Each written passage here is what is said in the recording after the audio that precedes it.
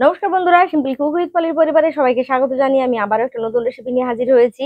গরমের সময় আর বাঙালির ঘরে আমের আচার তৈরি হবে না, সেটা কি হতে পারে? তার জন্য খুবই সহজ আর সিম্পল ভাবে তৈরি করে নিয়েছি দারুণ স্বাদের এই আমের আচার। তোমাদের অনুরোধ করবো অবশ্যই তোমরা শেষ পর্যন্ত আমার সঙ্গে থাকো আর ভিডিওটি স্কিপ না করে পুরোটাই দেখো। এর জন্য আমি এখানে নিয়ে নিয়েছি আম। এখানে 1 কিলোগ্রাম আম নিয়েছি। তো আমের খোসা শুদ্ধ এটা আচার বানাবো। তার জন্য হচ্ছে, আর এই আচারটা তেল আচার, তোমাদের আগেই বলি। তো দেখো, খুবই সহজ ভাবে দেখাবো যেন খুবই সহজেই নতুন যারা রয়েছে তারাও যেন প্রথমবারেই একদম পারফেক্ট আচার তৈরি করে নিতে পারো। তো প্রথমে হচ্ছে আমি আমটাকে ধুয়ে নিয়েছিলাম একবার। এবার আমগুলো দেখো আমি বড় বড় করে কেটে নিয়েছি। মানে চাইলে কিন্তু তোমরা এটাকে ছোট ছোট টুকরো করেও কেটে নিতে পারো, না হাফ করে নিতে পারো। তো যাই হোক, এখানে সবটাই কিন্তু আমি একইভাবে কেটে নিচ্ছি। এখানে যখন আমি আচারটা তৈরি করেছিলাম, এখন যদিও আম পেকে যাওয়ার প্রায় কাছাকাছি, তো অনেক জায়গায় কাঁচা আম পাওয়া যায়, তো তারা অবশ্যই কিন্তু আচারটা তৈরি করে নিতে পারবে। তো শ্বাসগুলো এখানে কম ছিল, মানে আঁটি যেটা সেটা কিন্তু খুব একটা মোটা ছিল না, তাই খুব সহজে কিন্তু আমি বটি দিয়ে কেটে নিতে পেরেছি। তো এখানে হচ্ছে এটাকে খুব ভালো করে একটু জল দিয়ে ধুয়ে নেবো যেন কষ ভাব চলে যায়, তারপর খুব ভালো করে শুকিয়ে নেবো। শুকিয়ে নেওয়া হয়েছে, এবার হচ্ছে এখানে আমি দিয়ে দেবো চা চামচের বড় চামচের 2 চামচ লবণ। পরে কিন্তু আমি আর লবণ ব্যবহার করবো। তারপর দিয়ে দেবো আমি 1 চামচ হলুদ গুঁড়ো। আর দেবো বাড়ির তৈরি লঙ্কা গুঁড়ো চা চামচের হাফ চামচ। ঝালটা কিন্তু তোমরা কম বেশি করতে পারো, আর একটু ঝাল চাইলে বেশি দিতে পারো, তাতে কোনো সমস্যা নেই। আমি যেহেতু ভাজা মশলাটাই বেশি করে লঙ্কা গুঁড়ো মানে লঙ্কা ব্যবহার করবো, সে কারণে আমি এখানে হাফ চামচ লঙ্কা দিয়েছি। তো খুব ভালো করে হাত দিয়ে কিন্তু একটু ঘষে ঘষে মশলাগুলোকে প্রত্যেকটা আমের সাথে ভালো করে মাখিয়ে নেব, যাতে করে আমগুলো খুব ভালো করে মশলাটা লেগে যায়। তারপর হচ্ছে এটাকে রোদ্রে শুকোতে দেব। তো রোদ্রে এটাকে আমি শুকোতে দেবো। যদি টানা রোদ থাকে তাহলে কিন্তু কয়েক ঘন্টা দিলে হবে, মানে 3 থেকে 4 ঘন্টা দিলে হয়ে যাবে। মানে আমটা দেখবে যে এই যে সবুজ অংশ, মানে রংটা, সেটা কিন্তু অনেকটা পরিবর্তন হয়ে গেছে। অতটা রং দিলে মানে রোদে দিলে কিন্তু হয়ে যাবে।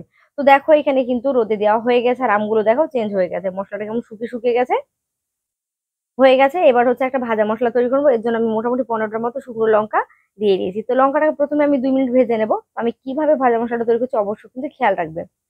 তো আমি 2 মিনিট নেড়ে নিলাম। পরে হচ্ছে আমি দিয়ে দেবো 1.5 চামচ পরিমাণ চা চামচের ধনে গুঁড়ো, গোটা ধনে সরি।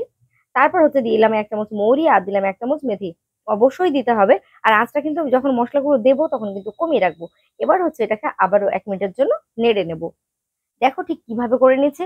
এটা হয়ে গেল 1 মিনিট নেড়ে নেওয়া। আবার গ্যাসের ফ্লেমটা কমিয়ে রেখে হচ্ছে আমি দিয়ে দেবো এখানে 2 চামচ পরিমাণ কালো সর্ষে। তেল আচার হবে আর সর্ষে থাকবে না, তাতে কিন্তু মোটেই ভালো লাগবে না। তাই অবশ্যই কিন্তু মশলাগুলো অবশ্যই খেয়াল রেখে দেবে। তো আবার এটাকে 1 মিনিট নেড়ে নিলাম। তারপর যেহেতু কড়াইটা গরম রয়েছে, গ্যাসের ফ্লেমটা বন্ধ করে দেওয়ার পরেও কিন্তু আমি কিছুক্ষণ নেড়ে নিলাম।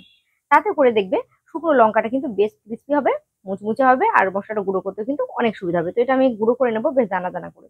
তো এই মশলাটা ঢেলে নেওয়ার পর আমি এখানে দিয়ে দিলাম প্রায় 500 মতো সর্ষের তেল। তো তোমাদের আচারে যার যতটুকু তেল লাগবে সেই হিসেব করে কিন্তু দেবে। তো এখানে তেলটাকে খুব ভালো করে ফুটিয়ে নেবো। দেখতে পাচ্ছ তেলের কালারটা কিন্তু পুরোটা চেঞ্জ হয়ে গেছে। এই মতো করে এভাবে কিন্তু ভালো করে ফুটিয়ে নিতে হবে। তারপর হচ্ছে এটাকে ঠান্ডা করে নিতে হবে। ঠান্ডা করে নিয়ে কিন্তু আচারে ব্যবহার করবে। এভাবে যদি তেল ঠান্ডা করে নিয়ে আচারে ব্যবহার করো তাহলে কিন্তু সারা বছর আচার রেখে দিলেও কিন্তু এতটুকুও নষ্ট হবে না। তারপর দেখো মশলাটা কিন্তু আমি বেশ দানা দানা করে মিক্সিতে গুঁড়ো করে নিয়েছি। দিয়ে হচ্ছে এখানে আমি মশলাটা দিয়ে দেবো 3 চামচ। দিয়ে একটু ভালো করে এভাবে নেড়ে চেড়ে মাখিয়ে নিচ্ছে, যাতে করে আমের গায়ে ভালো করে লেগে যায় মশলাগুলো একইভাবে। আর একটু দানা দানা হয়ে থাকলে পরে কিন্তু দেখবে আচারে মশলাটা বেশ ভালোই লাগে খেতে।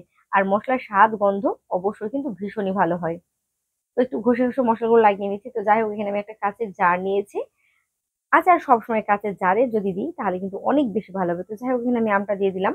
এবার যে মশলাটুকু লেগে রয়েছে সে মশলাটা কিন্তু আমি দিয়ে দিলাম, নষ্ট করার মতো কিছুই নেই। তো ব্যাস হয়ে গেল।